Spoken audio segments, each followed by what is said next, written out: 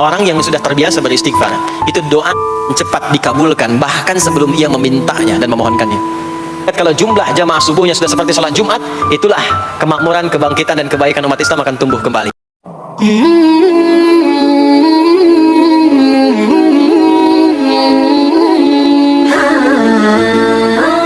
Bapak Ibu, ini waktu yang paling cepat untuk terkabulnya doa. Anda mau minta apa? Saya hadis qudsi. Ibadi, kata Allah, hambaku, siapapun yang bermohon sekarang aku kabulkan, yang minta aku berikan. Wa man istaghfara li ghafartu lahu. Siapa yang minta ampunan, istighfar, aku ampuni dia sekarang juga.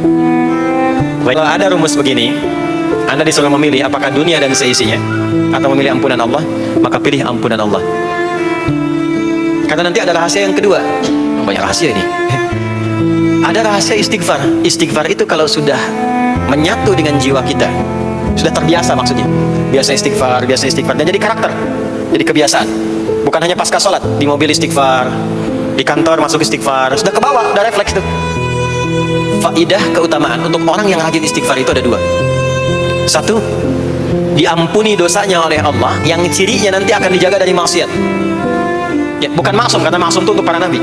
Untuk para nabi dan rasul. Manusia nggak ada yang maksum selain nabi dan rasul. Maksudnya apa? Diberikan petunjuk oleh Allah untuk menjaga diri, sehingga ketika dosanya diampuni, dia nggak berbuat dosa itu lagi. Mata biasa melihat yang tidak baik, tobat, diampuni dosa mata itu, cirinya adalah mata nggak senang lihat yang nggak baik lagi. Itu dosa mata diampuni, ciri tobat diterima. Maka istighfar itu menggugurkan dosa-dosa dan menjaga kita dari perbuatan salah. Yang kedua, orang yang sudah terbiasa beristighfar, itu doa cepat dikabulkan, bahkan sebelum ia memintanya dan memohonkannya. Sebelum melafazkannya, itu bisa terjadi Allah sudah mengabulkannya. Itulah kemuliaan istighfar. Nah, orang-orang yang istighfar menunggu waktu datangnya fajar, itu mendapatkan kemuliaan langsung dari Allah, sampai dikatakan di Al-Quran, disebutkan sebagai orang-orang yang akan menghuni taman surga yang sekarang sedang beraktivitas di dunia. Itu ada di Quran surah ke-51 ayat 15-18, yang istighfarnya di ayat 18. Ya, jaminan surganya ayat 15, 16, 17-nya tentang tahajud. Innal muttaqina fi jannatin wa 'uyun akhidhina ma atahum rabbuhum innahum kanu qabla dhalika muhsinin. 17-nya kanu qalilan minal laili ma yahja'un, bahkan nunggu waktu sahar, nunggu subuh, tahajud dulu. Kemudian 18-nya wabil ashari hum yastaghfirun. Istighfar.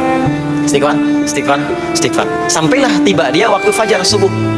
Ya, itu selesai dia istighfar, dapat kesempatan subuh, sholat dulu 2 rakaat. Itu saking tingginya waktu itu, nilainya kata Nabi melebihi dunia dan seisinya. Masya Allah. Makanya muncul kemudian sabda Nabi, raka'atul fajri khairum minad dunya wa ma fiha. 2 rakaat subuh ini daripada dunia dan seisinya. Itu asalnya di sini. Nah, jadi memang subuh itu mesti diperjuangkan. Dan subuh itu generatornya. Kalau subuh sudah bisa konsisten, yang lainnya ikut. Subuh itu kalau sudah konsisten, subuh ke masjid, jamaah subuh, jamaah bangun tahajud, istiqamah, istighfar, itu kalau subuhnya sudah bagus, yang lainnya ikut. Ya, makanya ada kaum yang sekarang sangat khawatir jumlah orang Islam kalau sholat subuh itu seperti sholat Jumat, sangat takut itu. Ya, ada ini viral kisahnya, saya nggak ceritakan pun Anda bisa dengar. Ya, jadi ada golongan orang Yahudi yang selalu mengamati jamaah sholat subuh umat Islam, dan dia melihat, ya, ketika mulai ramai, dia mulai katakan, kenapa Anda selalu mengamati itu?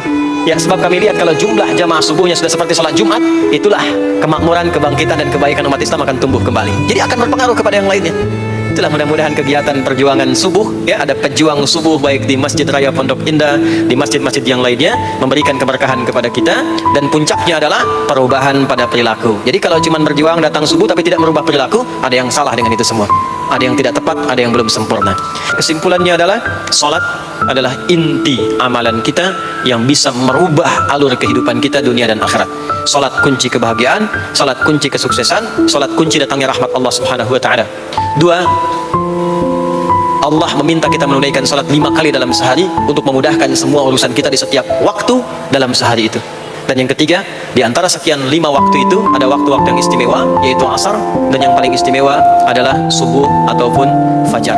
Mudah-mudahan kita bisa konsisten menunaikan dan menjaga waktu salat itu sampai kita pulang kepada Allah dalam keadaan husnul khatimah.